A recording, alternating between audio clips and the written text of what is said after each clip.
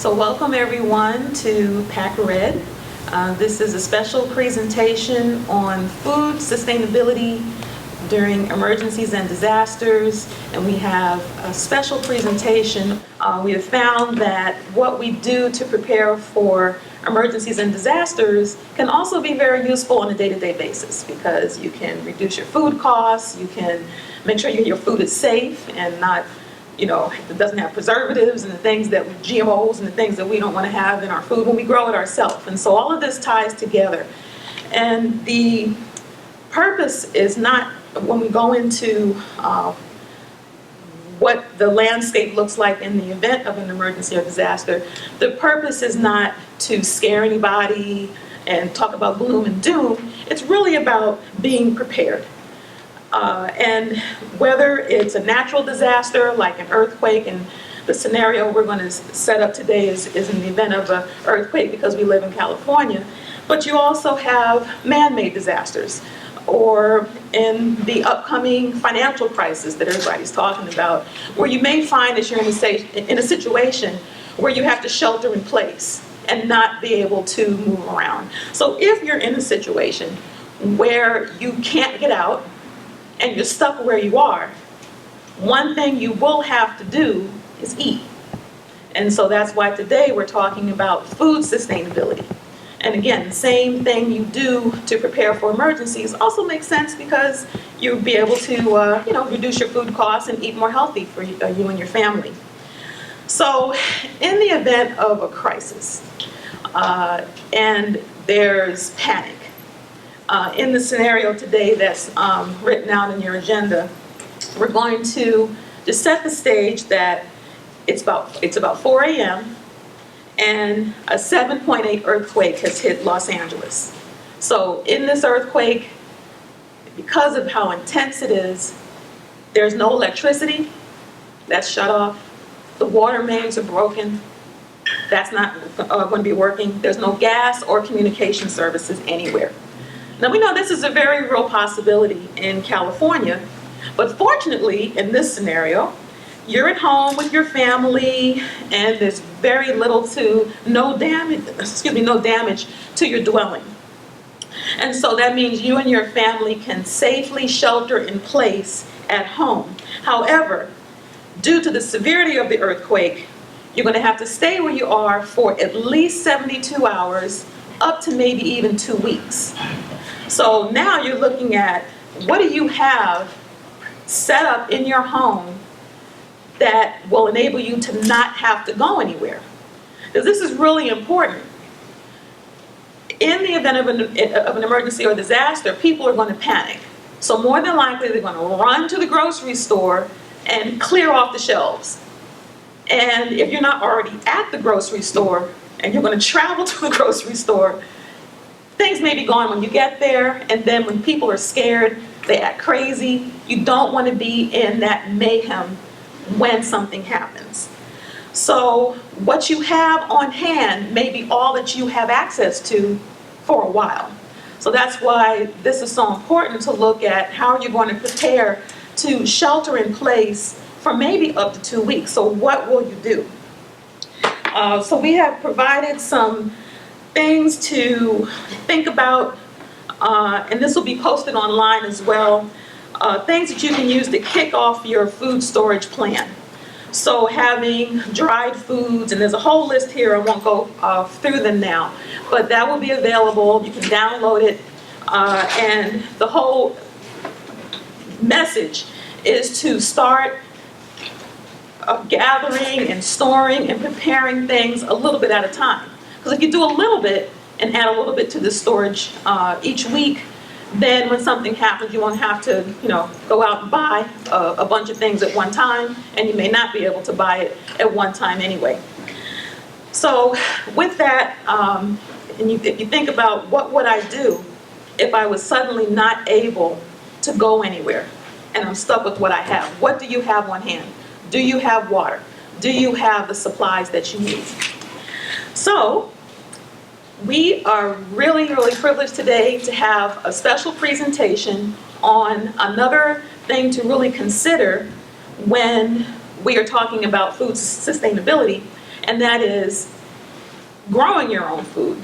And this can be done in small spaces. You don't have to have a big yard or property. You can do raised beds even in very small spaces. And so we have today Dr. Sheaton Ross, lovingly known as Skip to everybody. But he is a genius when it comes to growing food and is sought all over this country. So we're very fortunate to have him here today to tell us about what it's going to take to sustain ourselves and supplement our food by growing it. So he is the Community Director of Metro Community Development Corporation here in Compton, and he seeks to improve the city of Compton and surrounding communities with knowing how to sustain your food, grow your food, and eat healthy. And so, without further ado, we'll present Dr. Sheaton Ross, who's going to teach us how to be sustainable with our food. Thank you. All right, good morning, everyone. Good morning. Okay, just like you said, there could be emergencies happening anywhere and everywhere. If you're at home, if you're on the road or anything like that, you have to think about sustainability and sustaining yourself. If you're at home, you have some of the things that may be able to sustain you. Most of you will have water stored and everything like that. Some of you will not, even in your car and everything. I brought a few things with me that you could use to store water very easily, or to store goods and everything. This little can has 30 ounces. You have to actually store 30 ounces of water in it. Take an ink pen, put your hole in it, put a straw in it, you can drink your water. Now you have purified water that you can drink. You can use this over and over again. Once your hole is in it, put your piece of tape across it. Every time you need to use it, put a straw in it. Or what I do at my house with these is that once they're empty, I fill them and I put them in my freezer. Now, if my electricity goes out, you've got a big block of ice to keep the stuff cool in your freezer for a long period of time, plus I can use it to drink water afterwards. So you can still use these on a lot of other things. Nice and bright and everything so you can see it. You can also store medications and stuff in there, keep them nice and dry. These work wonders for a lot of different things. Also, changes of clothing, everything in here, you store them right inside there. It's a good thing. If you're in an area which floods, this floats right on top. Put your name on it, use a marker, put your name on it for your pills and everything. You have a good small can instead of throwing it away. Now it's very useful. As we talk about food security and everything, whether you live in a house or in an apartment, you can also grow your own food. Growing your own food is very easily. All you need is a little dirt, little sunshine, a little water. Food grows very easily. One of the misconceptions that people have is that it takes a long time to grow produce. If you grow a radish, it's 23 days. If you grow a head of lettuce, it's 45 days. If you grow a watermelon, it's 88 days. It does not take long to grow anything. So we can grow a lot of food in a lot of small space. You can use one of these, fill it with soil, put it on your table, grow your lettuce right in there. Grow your herbs right on your table also, inside your house. Most of your houses, you can grow foods right next to your window, in the kitchen window or something like that. And it's a good idea to keep things growing all year round inside your house. One of the things I tell people is that, we always look for organic stuff once we go into our grocery store. But organic stuff is extremely high. You get a packet of seeds, 2,600 seeds in there, 2,600 heads of lettuce. Nobody's going to eat 2,600 heads of lettuce. So get with your neighbors, get with the other people in your apartment complex. Everybody buys a packet of seed. Everybody shares the seeds. You can grow a lot of stuff. You can exchange foods and everything to grow food and everything. We grow gardens which are about the size of the table here, and it's maybe about 4 feet by 6 feet. A 4 feet by 6 feet bed will grow you enough vegetables to feed a family of 3 for an entire year. So it doesn't take a lot of space. And so what we do is that we plant, once we start planting and everything, and when you're planting, you're ongoing, which means that you're going to plant a couple of seeds this week, you're going to wait a couple of weeks, plant a couple of seeds the next week, so that you have things coming up continuously. You can grow in a 4 feet by 8 feet bed, you can grow 15 different types of vegetables. Now, one of the misconceptions is that vegetables need a lot of space to grow. No, they don't. They like to be grown close together, and you want them to grow close together. That does two things. First of all, when they're grown close together like that, when the sun shines down on your vegetables, it can't shine down on the soil, and it can't dry them out. Secondly, when they're grown very close together like that, the bugs can't get a bead on what they want to eat, so they go to somebody else's garden. And so you want to grow things real close together in your garden, and it keeps the bugs off, makes things grow really good. Weeds can't grow because they can't get any sunlight, so they keep growing. Now, as we're growing stuff and everything in your garden, and you're harvesting everything, especially for your lettuces and everything, just harvest the outside leaves. One head of lettuce should last you about 7 months. The outside leaves are as good as the whole head. Just as the leaves are coming off, just keep harvesting. Same thing with cabbage. As the leaves are coming off the head, just keep harvesting the outside head. Outside of the head, and just let the head keep growing. And so you're always going to have food which is available. Now, inside your house, when you're growing things inside your house, I hear people say, you know, stuff always dies in my house, or I start getting little burnt tips and things on your house. And here's the reason why. Inside of your house, during the winter time, you turn the heater on, the humidity inside of your house goes down to about 9%. In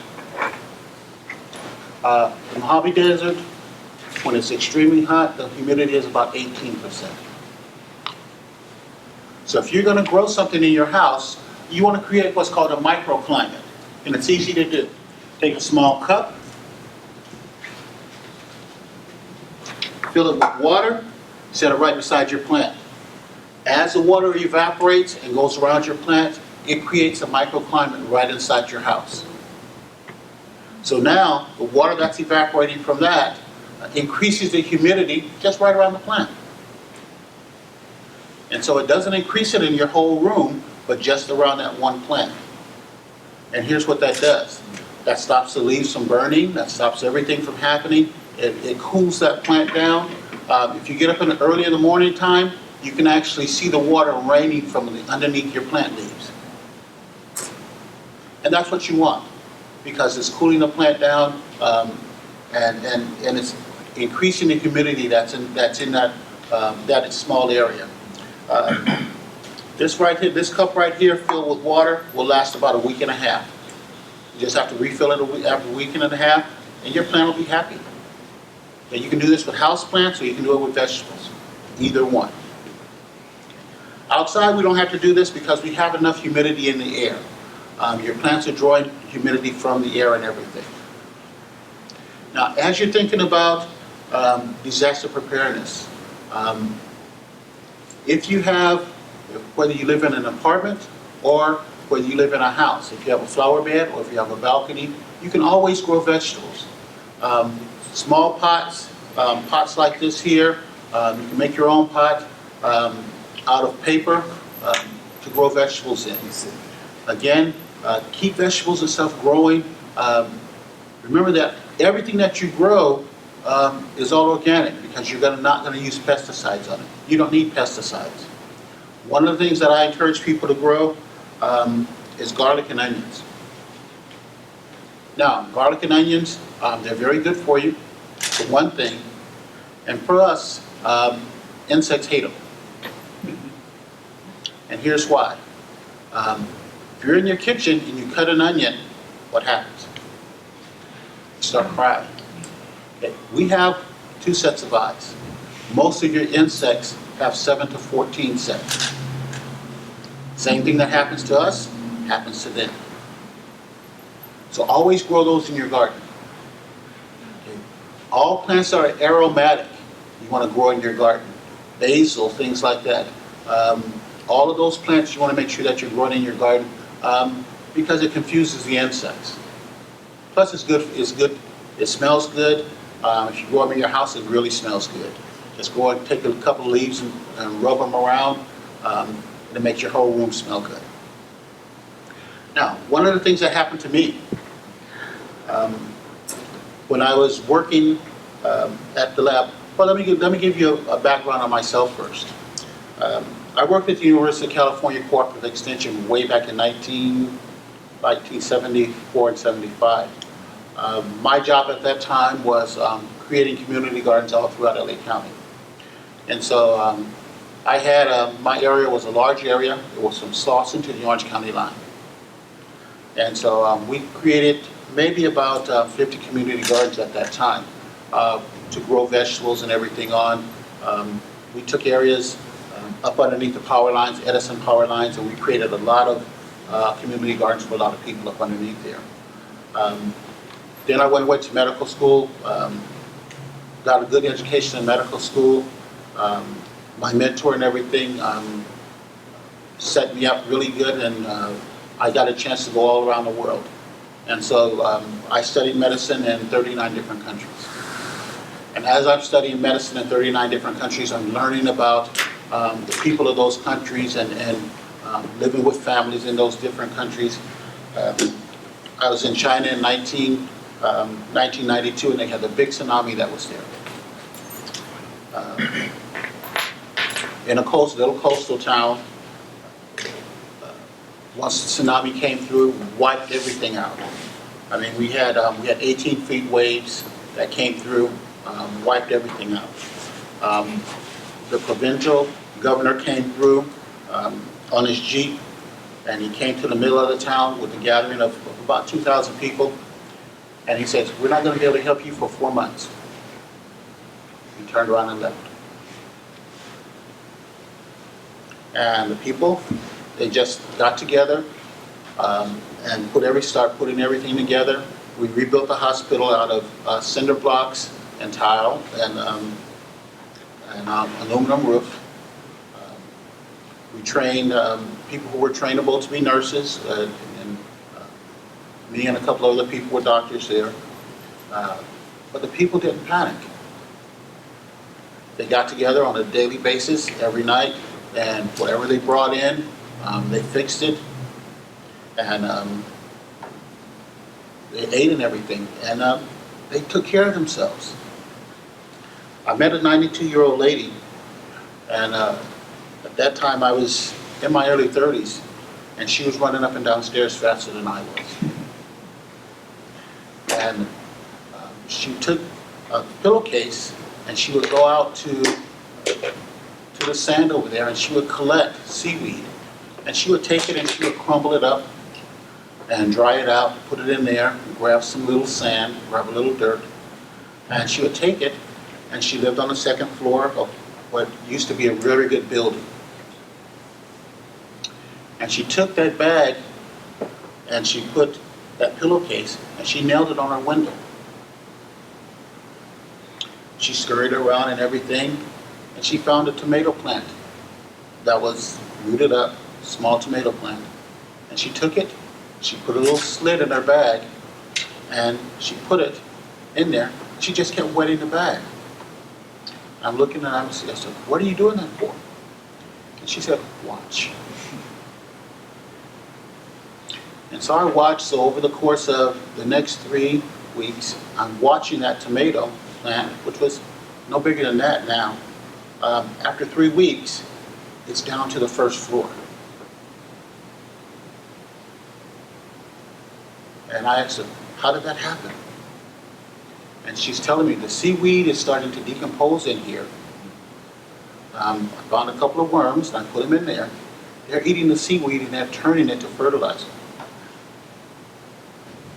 In 6 weeks, she had cherry tomatoes all the way down to the ground. The people would harvest it. The people would find different food stuff and everything. At the end of the day, we would all come together in a little square that was left over. The ladies would cook, and everybody ate. 2,000 people. And I asked them before I left, aren't you guys worried about the government coming in and helping you guys? No. We can do everything that they can do, and it doesn't bother us that they're not here. This has happened before. And so they were able to take care of themselves.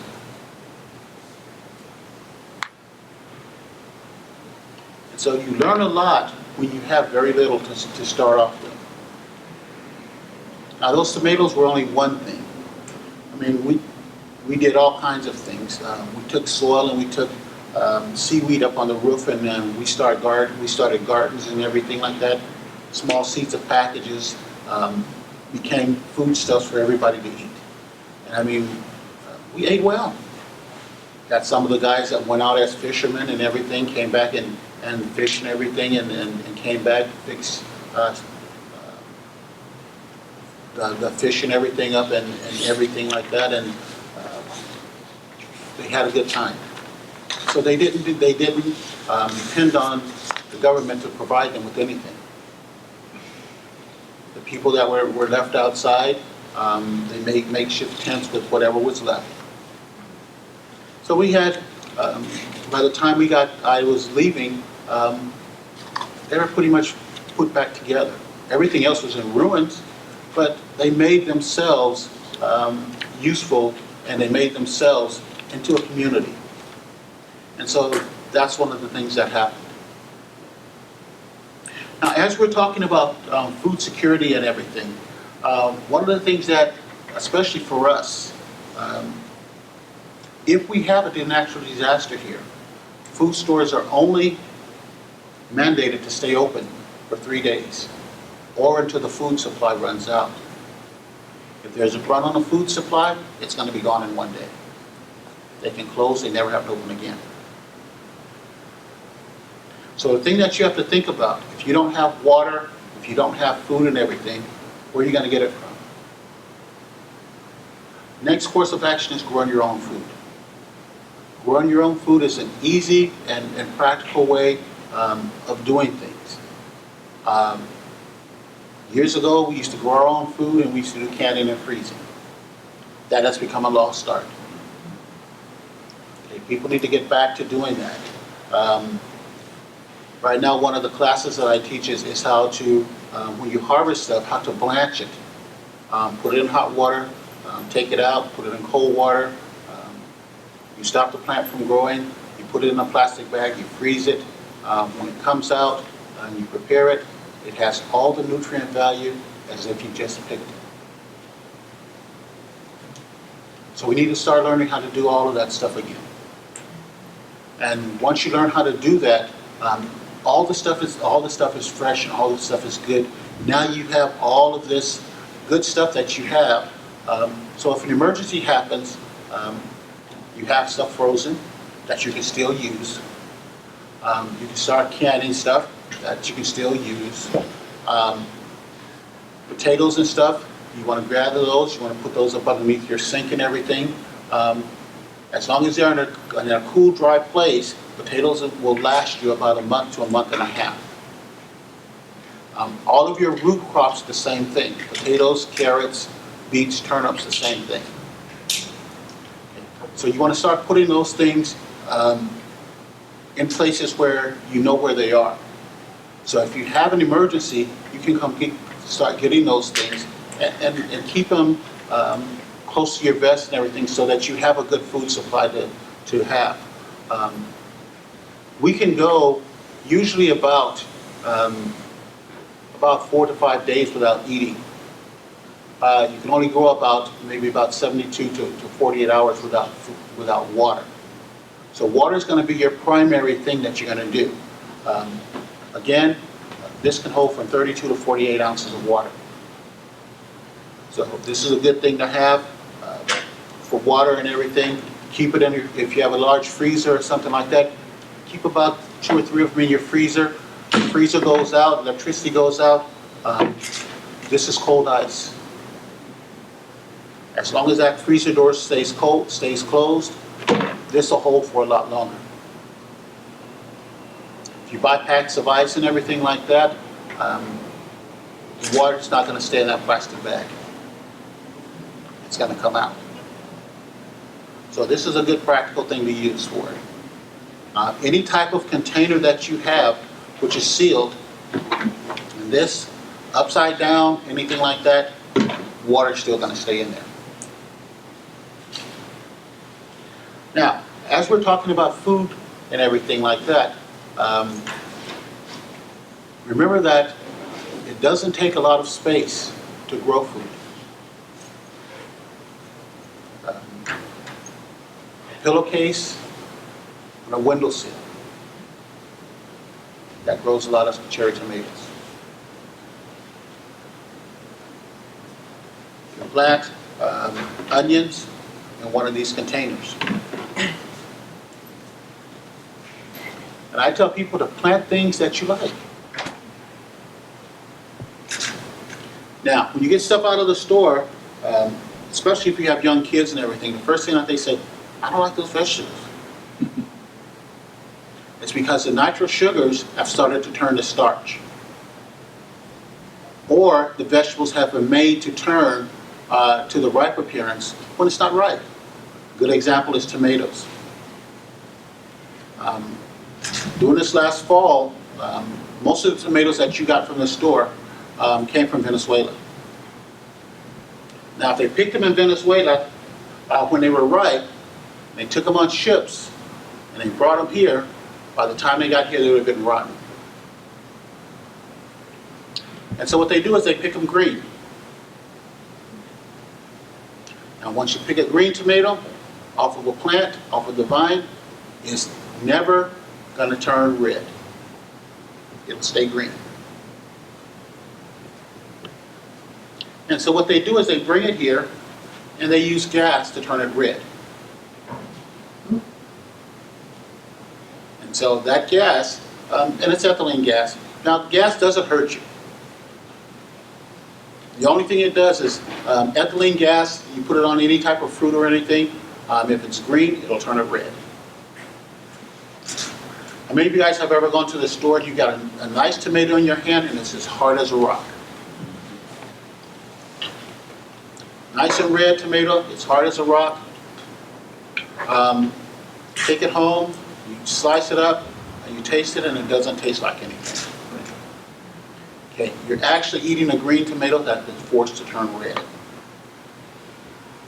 So the sugars haven't had time to develop in that. The nutrient value doesn't have time to develop in that. And so you're eating something which is going to go straight through your body and not give you any nutrients. There's a difference between a good tomato that's grown outside or grown hydroponically than it is to a tomato which has been forced to turn red. We see these different things, and these are things that you should know about. A couple of more things that you should know about when you're buying vegetables at the store.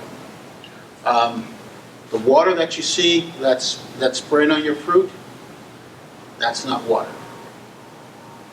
You mean in the aisles in the grocery store? Yes. When you see all that's sprayed on there, Yes. that's carnauba wax.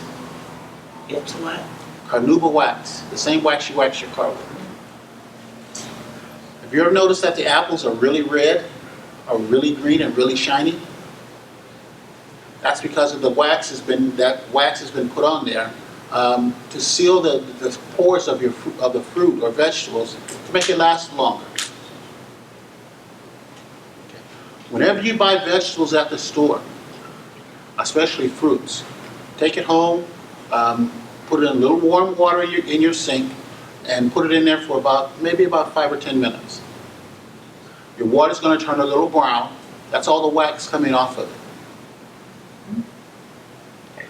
Let that water out, put some more cold water in, and put a little ice in it. Because what you want to do is that when you put the the water in the warm water in there, you're taking the wax off, but you're also waking up the fruit. And you open up the pores of the fruit and everything. Now, if you just take that out of there and you set on your counter 1 or 2 days from that, it's all going to rot. Because it doesn't have any wax to hold the moisture inside.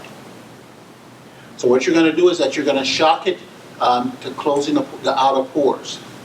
You're going to put it in cold water with a little ice in there, take it out, dry it out, and you're going to seal the pores of the fruit, and now it'll last you about a week.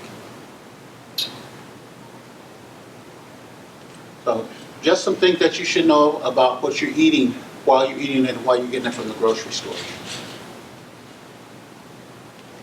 Now, as we're eating fruits and stuff and from your grocery store, remember that all the fruits and stuff that we want to eat, we want to pretty much make it as organic as possible. So we want to rinse off a lot of the stuff that's in there. Whenever you cut fruit and everything like that, you want to put it in like a plastic bag or something like that. Air is your enemy. Whenever you cut fruits and stuff like that, that's your enemy. If you ever cut a potato or something and it starts turning brown, it's oxidizing in the air, in the atmosphere. So that's your enemy. A couple of things that you could do to save your fruit from stuff from turning brown. If you have your apples, potatoes and stuff like that, when you slice your fruit and everything, if you're making it for like a party or something like that, take a couple of drops of a lemon, put it in water, and spray it over your fruit. That causes, when you drink lemon juice, it starts your system to puckering. It does the same thing for the fruit. But it keeps the water and stuff in there. Okay. That's a natural preservative for your fruit. So you want to do that. You want to do that for fruit and everything as you're eating it. If you have kids and stuff like that, the lemon and stuff, once it goes into your fruit, the lemon oxidizes, so you don't get the taste of the lemon or anything on your fruit. You just get the fruit. Okay, now, as we're talking about natural disasters, we talk about keeping your food and stuff fresh and everything. Plastic bags are a good idea. Your containers are a good idea. All containers are a good idea. Remember that around your house and everything, if you have a flower bed, you can plant a lot of vegetables. If you live in an apartment complex, your balcony, as long as it's a south or east facing balcony, you can grow anything on your balcony, even corn. Now, if it's west and north facing, then you do have some limitations of what you can grow. If it's west and north facing, you can grow all of your winter type vegetables, which are your kales, your cabbages, your lettuces, and things like that. If it's south or east facing, you can grow anything. So there is no limitation of what you can grow. Now, during an emergency, people tend to panic. They go into survival mode. They start hoarding. One of the things that we have to remember is that if we have plants and stuff growing out there, they're going to be out there. They don't care if the ground is shaking. They don't care if it's flooding. They're going to be there. You can still harvest them and still use them. So these are things that we have to keep in mind during an emergency. We do a lot of things to store, especially our vegetables and everything. Tomatoes are a good source of energy and everything. Tomatoes are very hardy. Tomatoes are one seed that you can't kill. Tomatoes seeds can go through your system, come out, and they'll grow.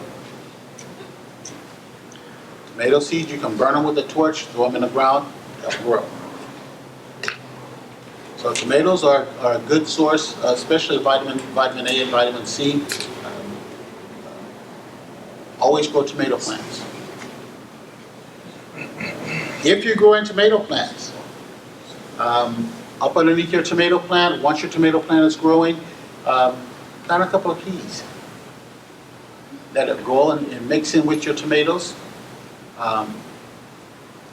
Those are what are called companion plants, which means that they like to grow next to one another and they like to grow together. Now, peas usually grow in the wintertime, tomatoes grow in the summertime, but tomatoes usually take up a lot of nitrogen out of your soil, but the nitrogen that it doesn't need, it dumps it back into your soil. Peas grow, makes your peas sweeter. So it makes a lot of things happen. They like to grow next to one another. Your tomatoes shade out your peas in the summertime, so now you can grow them all year round. So just some things to remember. In Southern California here, we can grow a lot of vegetables all the time. And so we grow vegetables all year round here. It doesn't take very much space. Again, 4 by 8 is enough vegetables to feed a family of 3 for an entire year. So you don't have to have a lot of space. Table gardens are very popular. They're coming back. A lot of times I see people going to like Home Depot and they buy these big giant barrels to grow vegetables and everything in. Looks nice, unnecessary. Put it right in the ground, it'll take off room. Okay, any questions? Well, first thing you say table garden, is that what it seems to be? You just put like that plastic tube with your things on top of the table? Correct. Yeah, table garden is, you have a table here, you put little containers on it, you can grow your vegetables. Is there an issue with rodents if you grow this, say, in an apartment? Not necessarily. When you're growing in like apartments and stuff like that, most of the time you're not going to have rodents. If you have rodents, or if you have, for instance, if you have dogs or cats, easy way to keep dogs and cats away from your vegetables, use coarse black pepper. They don't like the smell of it.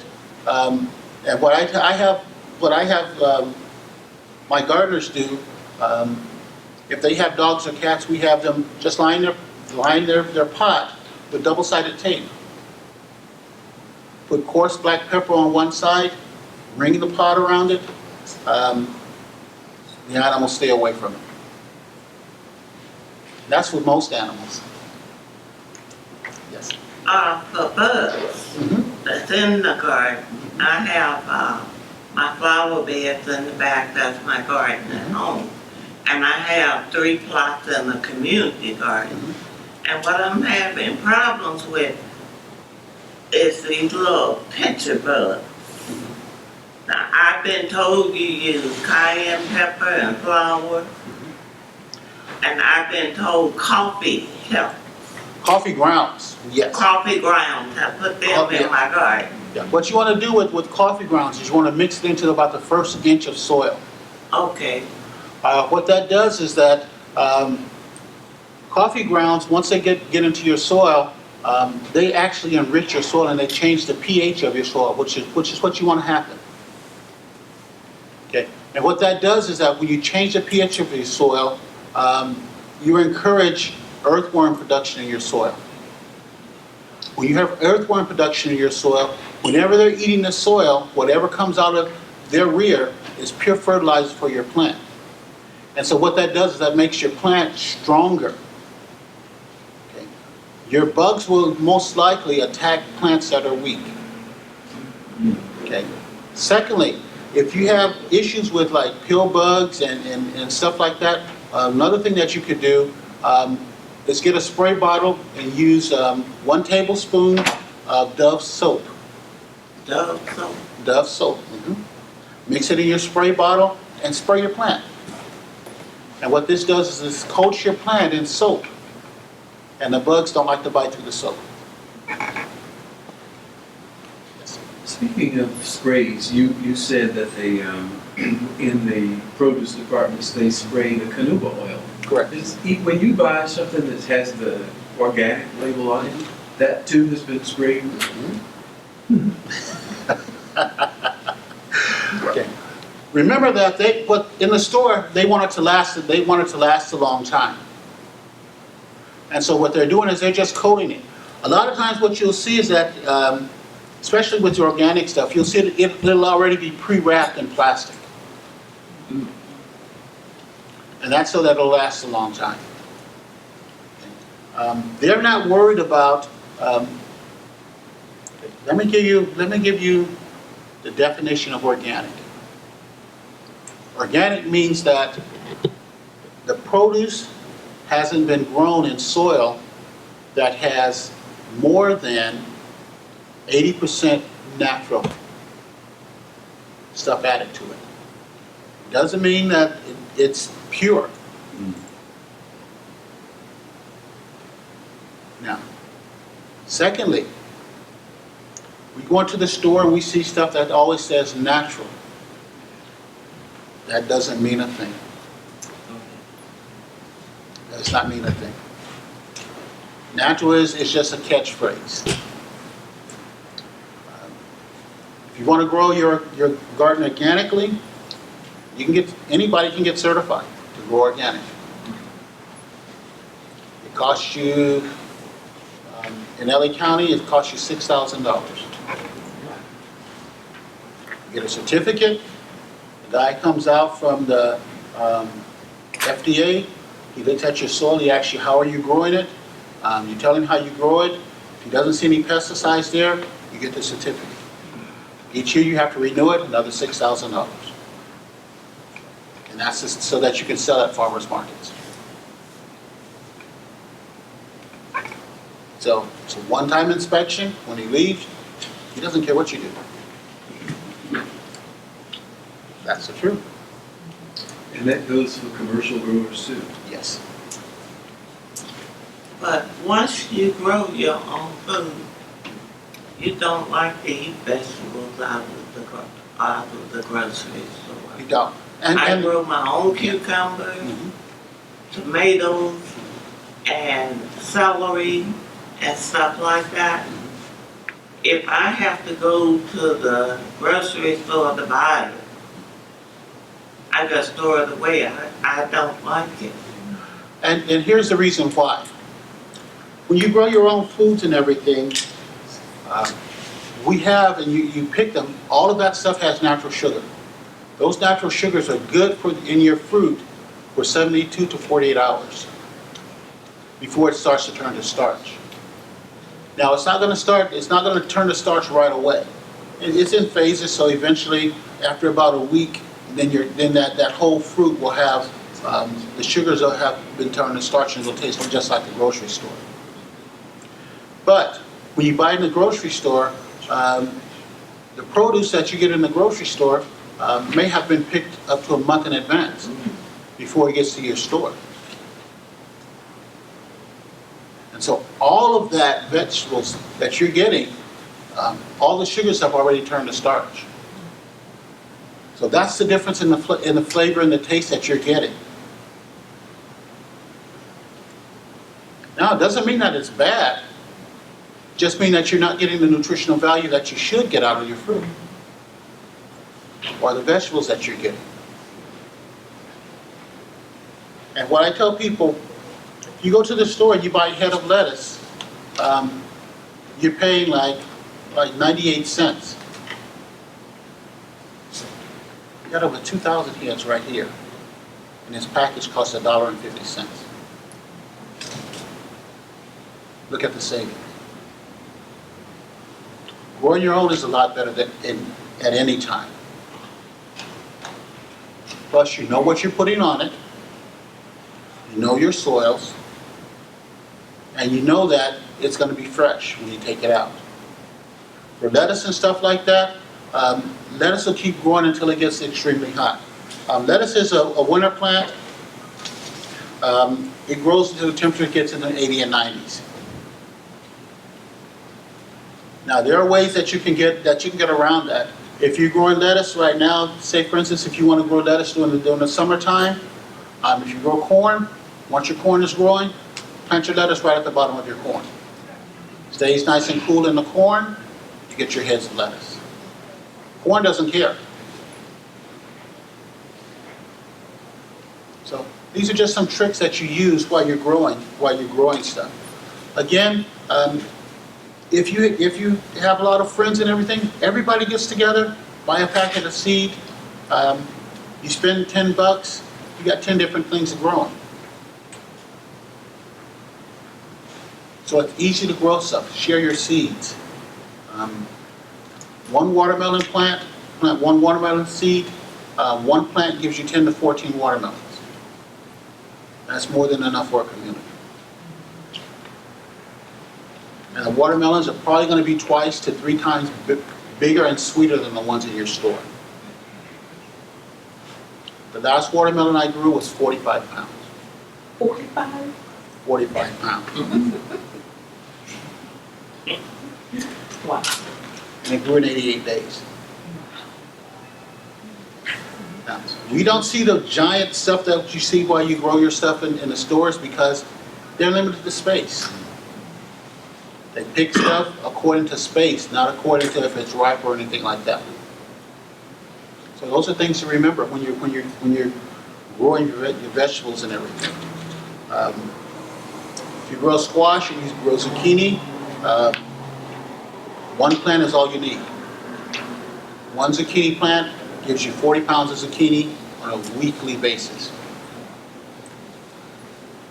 So you're going to get a lot of vegetables in a short amount of time. Zucchini, once you get the zucchini flower on there and that flower falls off, the zucchini itself grows 1 to 2 inches a day. So you have to continually harvest them. Because if you don't, they're huge by the end of a week. So those are things that you learn as you're growing different things. Tomatoes are the same way. Once tomatoes start getting ripe, once you start pulling the tomatoes off, for every 1 tomato that you pull off, you get 4 blooms that are going to come on.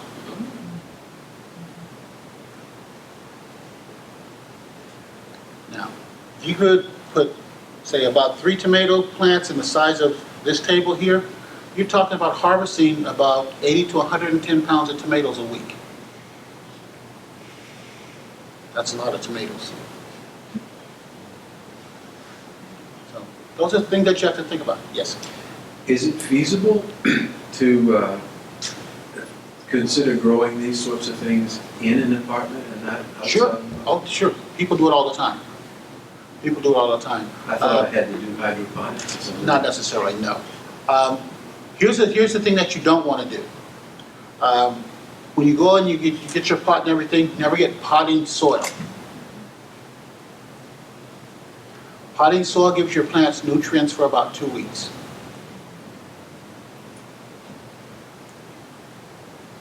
You want to get garden soil, or you want to go out to somebody's field and get plain old dirt.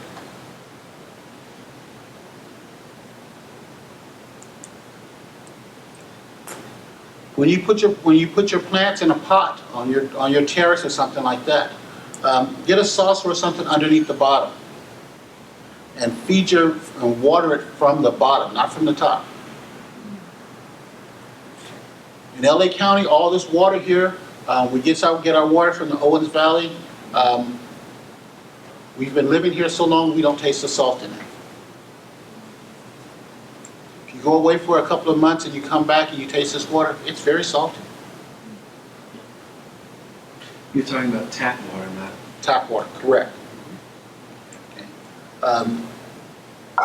When you put this cup here, right next to your plant and everything, and the water starts evaporating, you're going to see a white ring that's going to develop around the cup. That's salt out of your water. That's what's left. Now, the reason I say water from the bottom These plants are smart. They suck up the water, but they leave the salt. So you'll see the crust of the salt and everything as your plant's growing. Just keep watering it.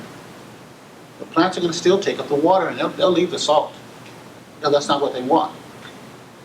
And they'll water themselves. Now, even if you go on vacation and you have your plants growing in a pot or something, I'm going to take a bottle like this, put a couple of little holes in it, and lay it right on your garden. Now, here's what happens. The sunlight heats the water up in here, the water expands, and it squirts out those small holes. It self-waters itself. Are you concerned about the chemical residue from things like plastic? No. No. Most of your plastics now, years ago, I would say yes. But they've taken like a lot of the BPH and stuff, they've taken that out of the plastics. People start complaining a lot about that.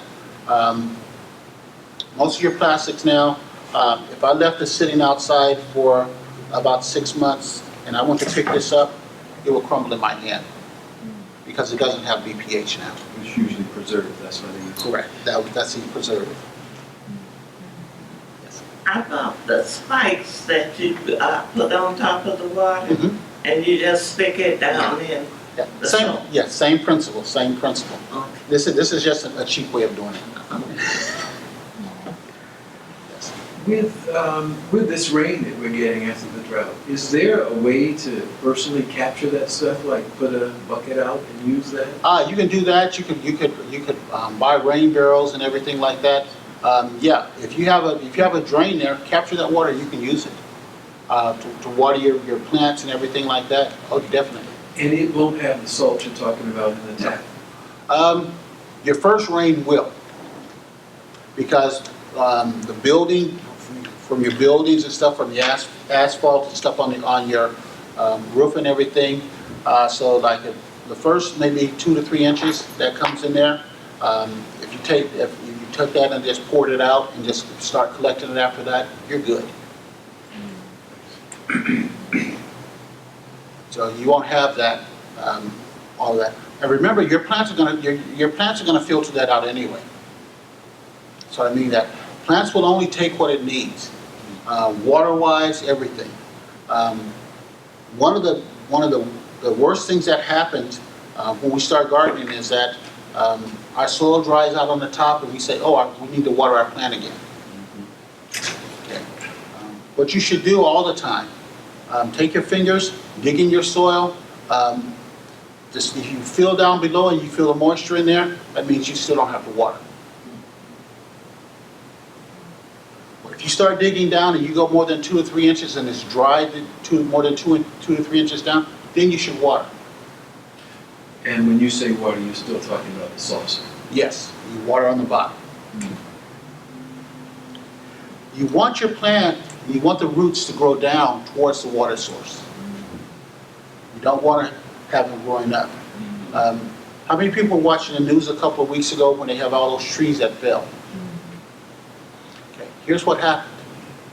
When they planted all of those beautiful trees along the parkways and everything, they used to come down with these trucks and they would squirt the water right on top of the soil. So where do you think the tree roots are going to be? Right on the top. Now, a tree, when you see what's on top of the ground, should be mirrored underground. Which means that tree, if that tree is 20 feet on top of ground, the tap root for that tree should be 20 feet down below ground.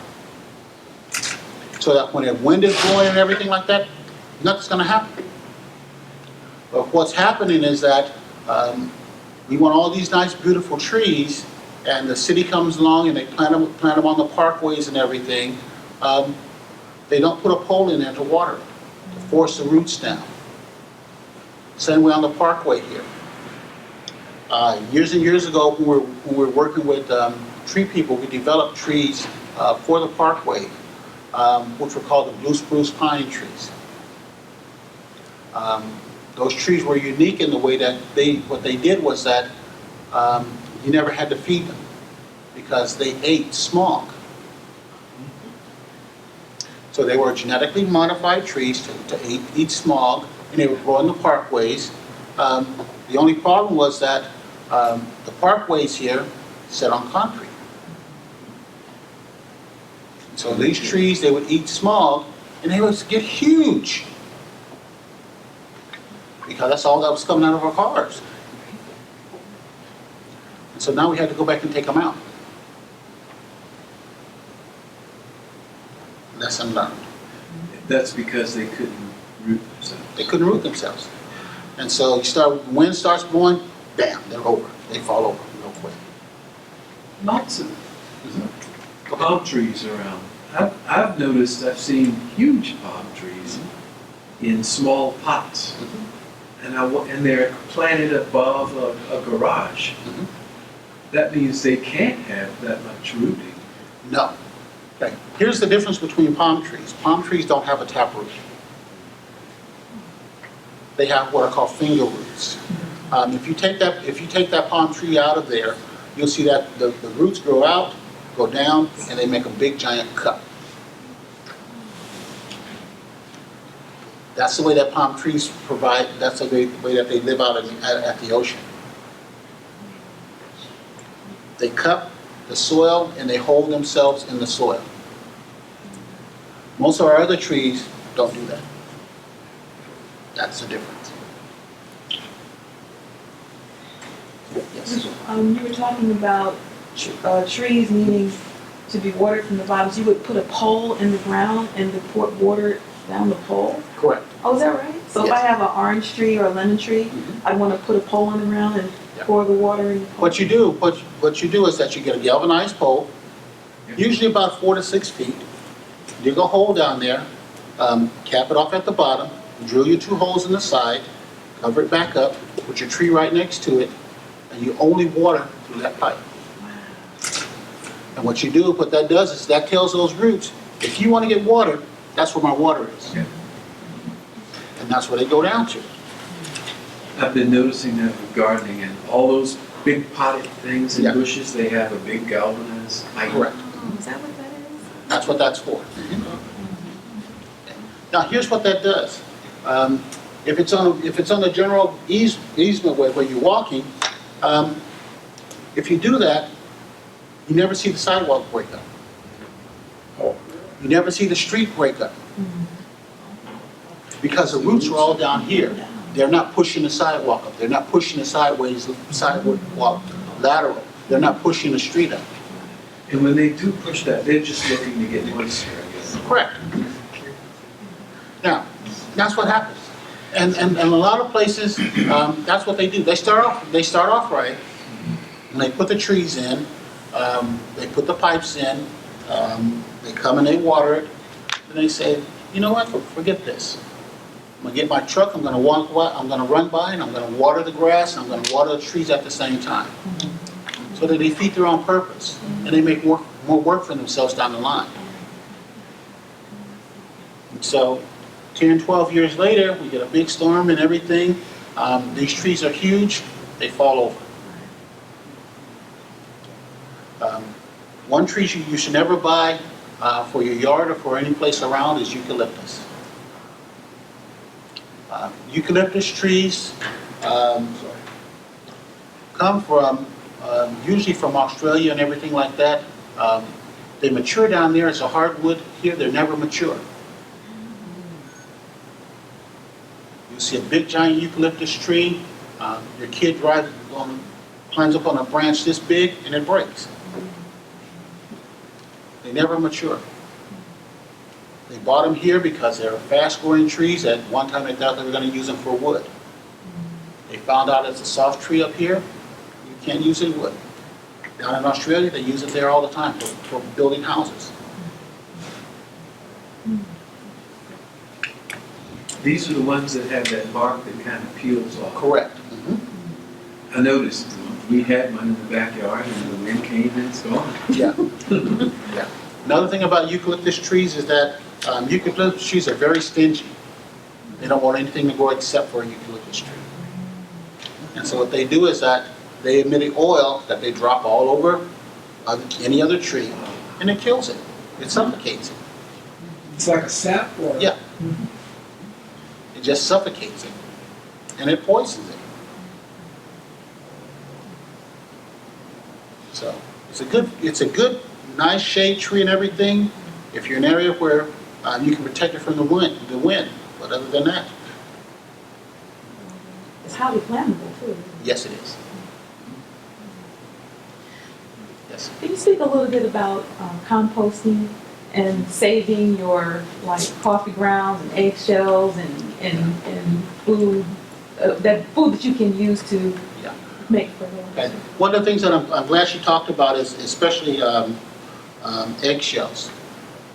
One of the issues that we have here in Southern California is that most of our soil here holds a lot of good nutrition with the exception of calcium. Eggshells are pure calcium. So you always want to crumble those up and put them back in your yard. Crumble them up. If you crumbled up and put them in your garden and everything, if you have extra, throw them on your grass. It's good calcium for your plants. And it's the difference between having a tree or your grass having a stem this big and this big. Okay. Calcium is water soluble, which means that every time you water, it goes below the root zone. Now, most of the time when you go and read into books and everything, or you go on the internet, it tells you to take it and put it in a blender and blend it to a powder. Blend it to a powder, you have to replace it every 45 days. I tell people to crumble it up, leave it in big pieces, mix it into your soil, let the microorganisms in your soil eat it. Instead of replacing it in 45 days, for big chips, the microorganism is going to take about 5 years. You still get the same amount of calcium. But you should never throw away eggshells. Coffee grounds are the same way. Take them, throw them out in your garden, throw them out on your grass. They're the ones that attract beneficial insects, such as your worms, your earthworms and stuff like that. Most of the stuff in your house, you can compost. Compost means that you're turning it back to what it originally was. You're turning it back to its original soil content, which means that if it's bread, it's going back to wheat, it's going back to the dirt. That's what it originally came from. So you're composting, you're mixing all of that stuff in there. You're mixing green waste with dead material, with a little soil, and you're turning it back into soil. Compost is very potent. Put it back in your soil and everything. You never have to buy fertilizer. Yes. Is that a different course, or are you going to talk to them about compost? Because, I use celery and the tips of the thing, I cut that off, put that stuff in a plastic bag, and down in this, the garbage dump. But I know there's something better I can do. Okay. Now, have you ever had your trash bag in your kitchen and you put stuff in it, and after a week you open it up, or before you take it out, and it's nice and warm? Yeah. That's because the microorganisms that are on our food have started doing their job. They've started to turn that back into its original condition. Now, if you take all of that waste, with the exception of stuff which is greasy, and you take all of that waste and you put it outside in a compost bin, and I hear a lot of negative stuff. Well, I do that, my animals are going to eat it and stuff like that. A compost bin, when it starts generating heat, your compost bin heats up to 126 to 174 degrees. Your animals ain't going to touch it. How long does it take to get that high? Usually about 2 weeks. You keep them away for 2 weeks and you're good. And compost bins, now there's two ways that you can do it with the compost bin. You can turn it every day, which means that the microorganisms, you're breaking up the colony of microorganisms. When you break them up, they'll start all over again, eating all that stuff, or you can let it sit there. If you turn it every day, you're going to get compost a lot quicker. If you just let it sit there, it's going to do the same thing. You're still going to get compost, but it's going to be at a lot slower pace. Either way is good. You're still going to get the nutrient value from all of that stuff that you've thrown away.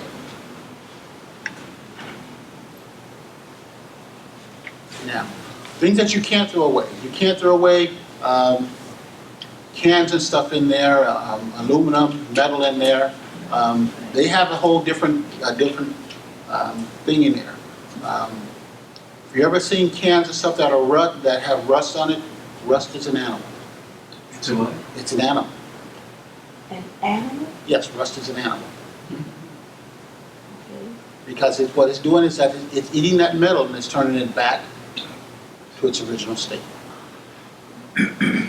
Takes it a little longer, but it's still doing the same thing.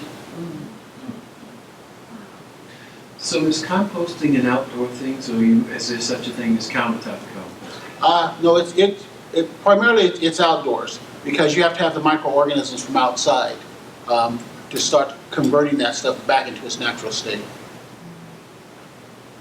Now, they have all kinds of compost kits that you can buy. Any container, if you have an old trash can, punch holes all in it, put your little dirt in it, layer it, put you some leaves or some brown matter in it, put you some green matter in it, put a top on it, put you a bungee cord on it, and just roll it. Mix it all up. Set it back up. After 2 to 3 days, open it up. Start mixing this stuff up. If you feel heat and everything, it's already started to work. So you're getting a lot of stuff going at this stuff. After 2 months, when it's all nice and dark and everything, it's ready to work. Now, can you grow stuff right in compost? No. Okay. It's like a super soil. It has too much energy for a seed. And so you have to mix it with your regular soil again. You can buy organic compost. Once you buy organic compost, it'll tell you to mix with your soil. You mix with your soil and everything. Then it's good to use. Another thing that you do, we have 2 different types of soil here in Southern California. We have sandy soil and we have clay soil. There is no perfect soil. Some things like sandy soil, some things like clay soil. You can't just put them all together, put both of them together, mix them together and have the perfect soil, because they're going to separate. You want what's called a loam soil. A loam soil is a soil that has clay, it has the sand, it has sticks, it has leaves, it has junk all in it. Because you want the microorganisms to start coming and eating all that junk, turning into food. Now, I have a friend who lives in Las Vegas. For the last 2 years, he's been taking the waste from Caesar's Palace.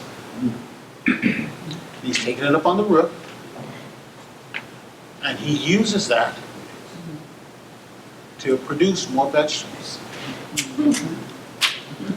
And so now, he's worked with Caesar's Palace for about the last 2 years, and he provides all of the green vegetables for their salad bars.